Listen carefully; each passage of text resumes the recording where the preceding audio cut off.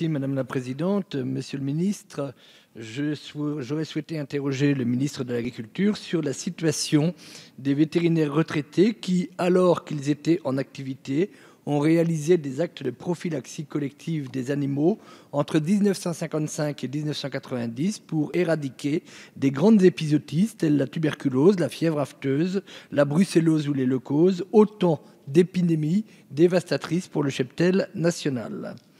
Ces vétérinaires ont été investis par le gouvernement d'un mandat sanitaire dans le cadre de leur mission, en application de l'article L. 215-8 du Code rural de cette époque.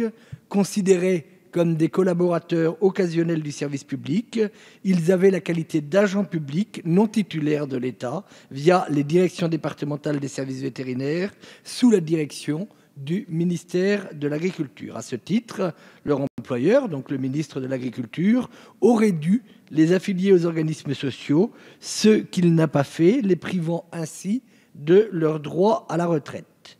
Le Conseil d'État a reconnu la responsabilité de l'État et l'a condamné à indemniser 2 vétérinaires en 2011.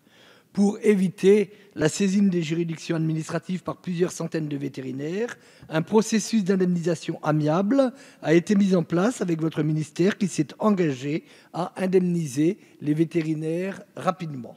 Or, force est de constater que seulement 10% des cas ont abouti, ce qui paraît largement insuffisant comparé au nombre de vétérinaires qui ont été réquisitionnés par l'État français pour accomplir ce type de mission. Certains d'entre eux sont âgés, voire même très âgés, et beaucoup ont même disparu sans pouvoir être indemnisés. D'autres ont purement et simplement renoncé à envoyer leur dossier devant l'absence de réponse de l'administration. Aussi, Monsieur le ministre, je souhaiterais savoir si vous envisagez de prendre des mesures pour débloquer cette situation et que les vétérinaires puissent être indemnisés du travail qu'ils ont accompli pour le compte de l'État. Je vous remercie. Merci. La parole est à Monsieur le secrétaire d'État auprès du Premier ministre. Merci Madame la Présidente, Monsieur le député Gilles Lurton.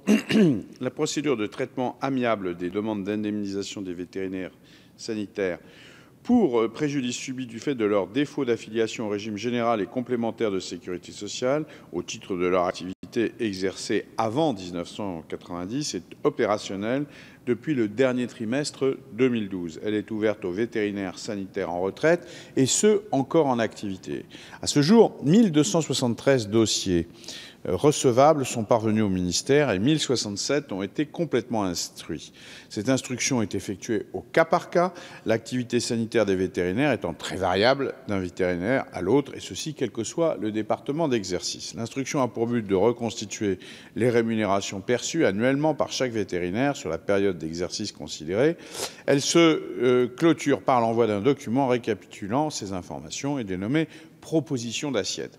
À ce jour, seuls 898 vétérinaires ont accepté la proposition d'assiette qui leur a été faite, ce qui a permis de saisir les caisses de retraite du régime général, CARSAT, et de retraite complémentaire, IRCONTEC, afin d'obtenir les informations nécessaires à l'élaboration de protocoles d'accord envoyés en priorité aux vétérinaires retraités, car pour eux, le préjudice est évidemment immédiat.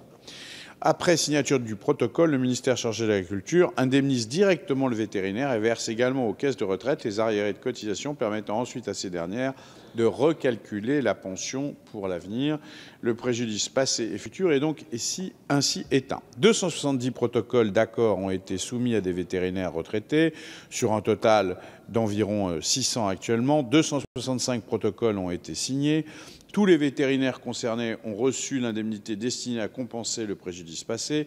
La totalité des arriérés de cotisation a été versée aux caisses de retraite des régimes général et complémentaires afin qu'elles procèdent à la régularisation de la situation de chaque vétérinaire, ce qui peut nécessiter du temps compte tenu du plan de charge de différentes structures. Peu de difficultés sérieuses ont été portées à notre connaissance et celles qui sont survenues ont pu être réglées.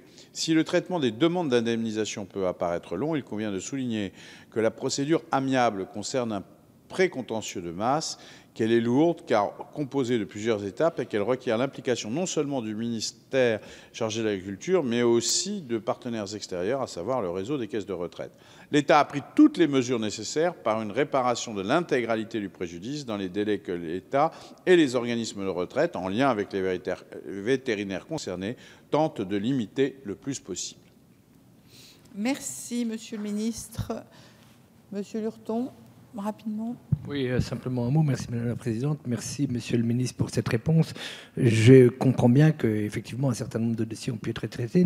Néanmoins, et vous l'avez dit vous-même, la longueur et la lourdeur de la procédure a conduit un certain nombre de vétérinaires à ne pas poursuivre la procédure qui leur était demandée et en conséquence à ne pas finalement être indemnisés. Moi, je leur transmettrai votre message. Je crois qu'il faut persévérer. Néanmoins, je pense qu'il faudrait trouver des moyens pour simplifier ces procédures. Merci. Nous arrivons à la dernière question posée par Madame Carole Delga.